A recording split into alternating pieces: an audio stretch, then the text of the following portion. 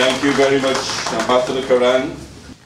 Fellow Guyanese, ladies and gentlemen, comrades and friends all. I'm extremely delighted to be here today in the city of New York, the city which is the home, probably, I'm practically sure of this, the home of the largest concentration of Guyanese anywhere outside of Guyana.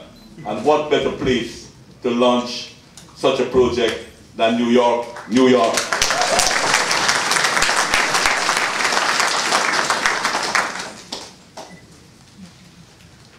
Over the years, the diaspora has become increasingly pivotal to our development. I remember as a young man when I began my political career, and although I feel still very young, it is some time ago when you recall, but I remember we had a different way of looking at when people were leaving our country. And we were accusing the host countries of what was called a brain drain. And that was probably, we were probably justified at the time when we did that. But today, as Ambassador Swing was mentioned here just now, the world has changed considerably.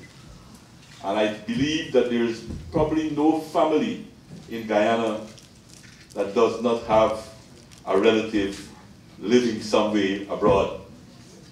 I was sharing a joke with Ambassador Swing yesterday that I want to share with all of you. A former minister of our government told me that one time he went to Iceland and he said, I'll get away from everything now. Nobody will know me here. And then he came out of the airport and jumped in the taxi. The taxi man said, what happened, bro?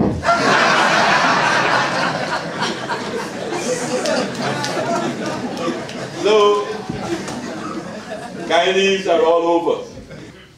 Carolyn mentioned just now, the wonderful thing about it is that they have not forgotten Guyana. The wonderful thing about it, they keep in touch with what is taking place at home. And many of them visit, some very frequently, some not so frequently. But the fact is that everywhere we go, as Carolyn mentioned, people have been offering their assistance. And clearly they haven't forgotten home. And if you come to New York and many other places in the United States and Canada, there are always some days for some different village, some reception in some park or some hall, doing something for their village, for their school that they came from, for the university, for the institutes, technical institute, and even many of them have created their own organization, alumni in different parts of the world. And many times when people offer their assistance, sometimes immediately you know that you need skills back home, but sometimes you do not always know exactly where to place these people. And it's very clear that what is needed is some kind of structure, some kind of organization where we can be able to manage, where not only will we be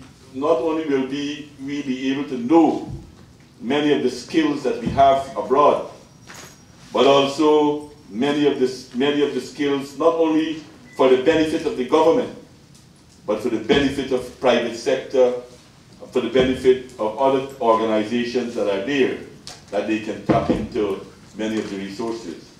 Because we still need a lot of skills in Guyana.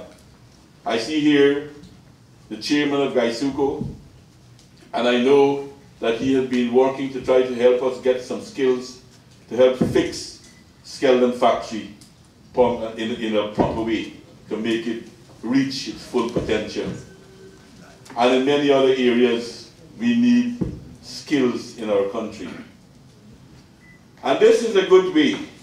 This is an organized way. This is a way of organizing it. But I am not also limiting the contribution of the diaspora only to get back some of their skills in Guyana. A few months ago, I think it was three or 4 months ago, I was in Canada. And I met with a group of Guyanese, and we were talking about Guyana and the skills and the things that they do to help at home. And I mentioned to them, and I found that it had a lot of resonance when I made the point to them, that many of them have done extremely well in their professions, in business. Many of them have reached the very top of their professions. They have traveled the world from where they are. They have seen different practices, and they have become themselves acquainted with the best practices that exist in the world. And I was telling them that we need also to open ourselves to their ideas, to the ideas that they would have, and for us as a country to try to benefit from the most up-to-date ideas that many Guyanese would have acquired in the course of their work and in the course of their various activities. And they were, I found that I hit a chord when I made that point. And many of them said, yes, they had a lot of ideas, they want to share it. And they want to help. I mean, we might not be able to use all of the ideas, because sometimes, you know, when you live in a developed country for so long, like many of you are doing, sometimes your ideas are way above our heads sometimes as far as implementation are concerned. But there would be many that we could use, that we can apply. And also the fact that you are living outside. You've become successful in business and you've become successful in your profession. You have another advantage, that you see things from a distance. In some way, you are a little bit more detached from the day-to-day life in our country. And you know our politics is not easy politics. So when you're out here, you don't have the same emotion, and you can be more rational. You can be more objective in looking at things, and that is what we're looking for. That is where I think we can benefit enormously from the experience that you have acquired. Moreover, our country is at this point in time, I believe, set for a fairly rapid takeoff. The fact that over the last 5 years or so, we have grown at an average of 5%, new sectors are coming on stream, and the demand for skills and new ideas, our society is pregnant with these desires at this point in time. For instance, you know that we have made a major step forward last week, or the week before the last, in bringing closer to fruition the building of a major hydroelectric station in our country. That will have enormous transformative effect in Guyana. And when we get that project, more than 90% of our electricity generation will come from renewable energy. We will be one of the top in the world as far as renewable energies are concerned. There are people who live in the interior, along the river banks, far away from the transmission lines, where it will be practically impossible to connect them to that form of power. And therefore, we are looking for other. Already we are in the process of distributing some 11,000 solar panels for people who live in the interior, mainly Amerindians, so that they can also have access to electricity and to some modern form of services that we have to offer. You know, we have many, many projects because we have set ourselves permanently on a course of a low carbon development strategy, where we are trying to ensure that we use our natural resources in such a way that we will be able to also use it for the benefit of our people now, but preserve it for the future generations as well. And all of these things are calling for more and more skills in our country. And we have 2 huge gold mines going down there, and we have more and more declaration in gold at this point in time.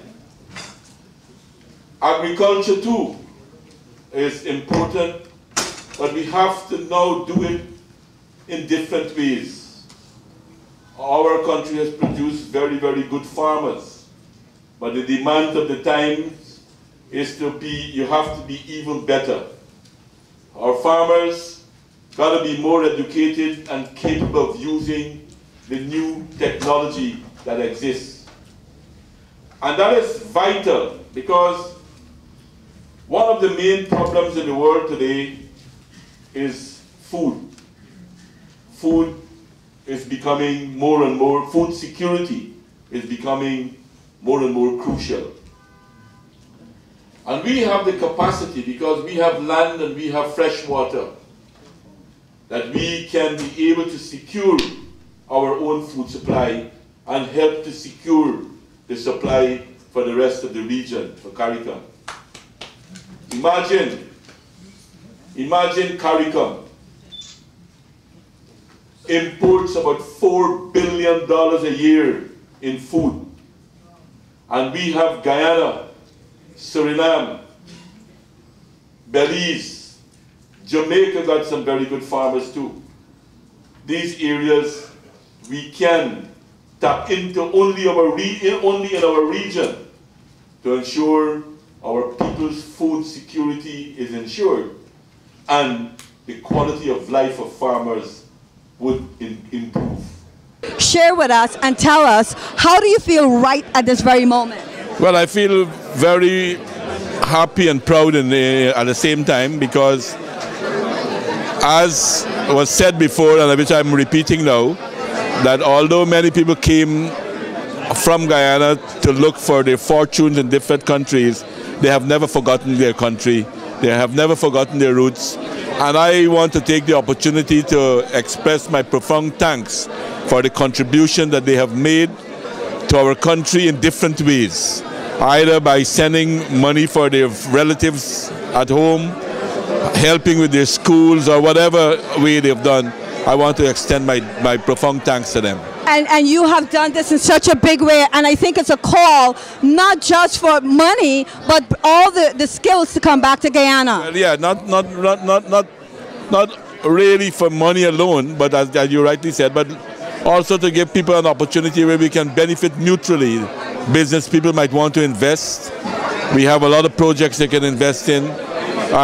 Skills could be employed by both the private sector and the government, and so that we can have a good structure where Guyanese can make a contribution to development. That's right. Guyana is on the map to everybody.